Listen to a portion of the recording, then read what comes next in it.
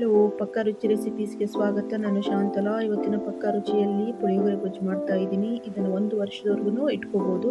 ರುಚಿನೂ ಕಡಿಮೆ ಆಗೋದಿಲ್ಲ, ಕೆಡೋದು ಇಲ್ಲ. ಮೊದಲಿಗೆ ಇದಕ್ಕೆ ಹುಣಸೆ ಹಣ್ಣನ್ನು ಚೆನ್ನಾಗಿ ನೀರಲ್ಲಿ ನೆನೆಸಿ ರಸ ತೆಗೆದು ಇಟ್ಕೋಬೇಕು. ಈ ಥರ ರಸ ತೆಗೆದು ಇಟ್ಕೋಬೇಕು. ನಾನಿಲ್ಲಿ ಅರ್ಧ kg ಹುಣಸೆ ಹಣ್ಣು ತೊಗೊಂಡಿದ್ದೀನಿ.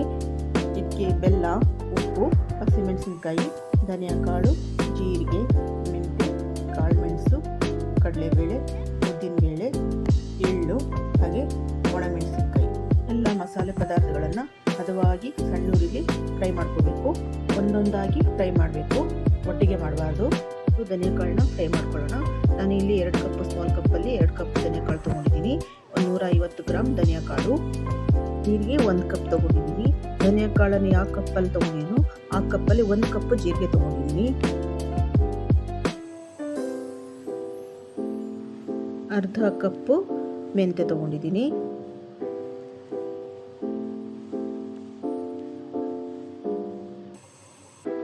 ಹಾಗೆ 1-2 ರಿಂದ 3 ಸ್ಪೂನು ಮೆಣಸು ತೊಗೊಂಡಿದ್ದೀನಿ, ಕಾಳು ಮೆಣಸು.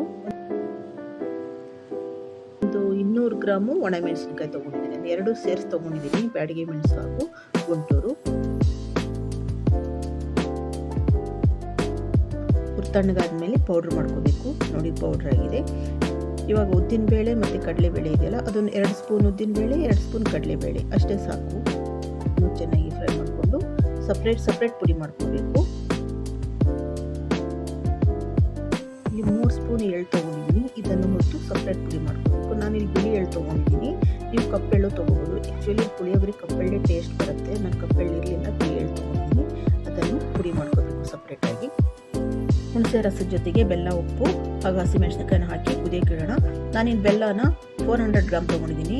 ನಾನು ಅರ್ಧ kg ಹುಣಸೆ ಹಣ್ಣು ತೊಗೊಂಡಿರೋದ್ರಿಂದ ಅದಕ್ಕೆ 400 ಗ್ರಾಮ್ ಬೆಲ್ಲ ಬೇಕಾಗುತ್ತೆ, ಅಷ್ಟು ತೊಗೊಂಡಿದ್ದೀನಿ. ಹಸಿಮೆಣಸಿನಕಾಯಿ ನಾನು ಇಲ್ಲಿ ಫ್ಲೇವರ್ಗೋಸ್ಕರ ಹಾಕಿದ್ದೀನಿ. ಇದು ಒಳ್ಳೆ ಫ್ಲೇವರ್ ಕೊಡುತ್ತೆ, ಡಿಫ್ರೆಂಟ್ ಫ್ಲೇವರ್ ಕೊಡುತ್ತೆ. ಇದು ಚೆನ್ನಾಗಿ ಕುದ್ದು ಒಂದು ಸ್ಥಿರತೆ ಬರಬೇಕು, ಟೈಮ್ ತೊಗೊಳುತ್ತೆ. ನಾನಿಲ್ಲಿ ಇದಕ್ಕೆ 1 ಡ್ರಾಪ್ ಆಯಿಲನ್ನು ಯೂಸ್ ಮಾಡಿಲ್ಲ. ಆಯಿಲನ್ನು ಹಾಕಬಾರ್ದು. ಆಯಿಲ್ ಹಾಕಿದ್ರೆ ಜಾಸ್ತಿ ದಿವಸ ಇಡೋದಕ್ಕೆ ಬರೋದಿಲ್ಲ. ಆಯಿಲ್ ಸ್ಮೆಲ್ ಬರಲಿಕ್ಕೆ ಸ್ಟಾರ್ಟ್ ಆಗುತ್ತೆ ಸ್ವಲ್ಪ ದಿನ ಆದಮೇಲೆ. ಗೊಜ್ಜನ್ನು 1 ವರ್ಷದವರೆಗೂ ಸ್ಟೋರ್ ಮಾಡಿ ಇಡ್ಬೋದು. ಯಾವುದೇ ರುಚಿನೂ ಕಡಿಮೆ ಆಗೋದಿಲ್ಲ, ಕೆಟ್ಟು ಹೋಗೋದಿಲ್ಲ. ಕುದಿ ಸ್ಟಾರ್ಟ್ ಆಗಿದೆ, ಇವಾಗ ಸಿಡಿತಾ ಇದೆ. ಸ್ವಲ್ಪ ಲಿಡನ್ನು ಕ್ಲೋಸ್ ಮಾಡಿಟ್ಟು ಕುದಿಸ್ಬೇಕು. ಸ್ವಲ್ಪ ಟೈಮ್ ತಗೊಳುತ್ತೆ ಇದು. ನೋಡಿ, ಇವಾಗ ಅದಕ್ಕೆ ಬಂದಿದೆ. ಇವಾಗ ಇದಕ್ಕೆ ಪೌಡ್ರ್ ಮಾಡ್ಕೊಂಡಿದ್ದೀವಲ್ಲ, ಮಸಾಲೆ ಪೌಡ್ರು, ಅದನ್ನು ಹಾಕಬೇಕು. ಚೆನ್ನಾಗಿ ಮಿಕ್ಸ್ ಮಾಡಿ 2 ನಿಮಿಷ ಇದರಲ್ಲಿ ಬೇಯಬೇಕಿದು.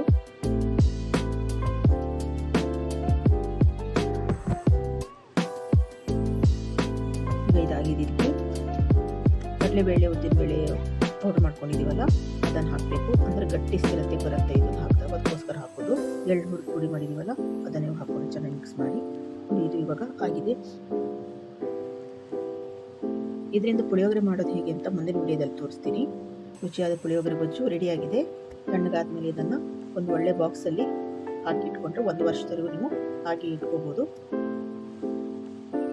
ಹೇಗಿತ್ತು ಅಂತ ಕಮೆಂಟ್ ಮಾಡಿ, ಲೈಕ್ ಮಾಡಿ, ಶೇರ್ ಮಾಡಿ, ಸಬ್ಸ್ಕ್ರೈಬ್ ಮಾಡಿ. Thank you.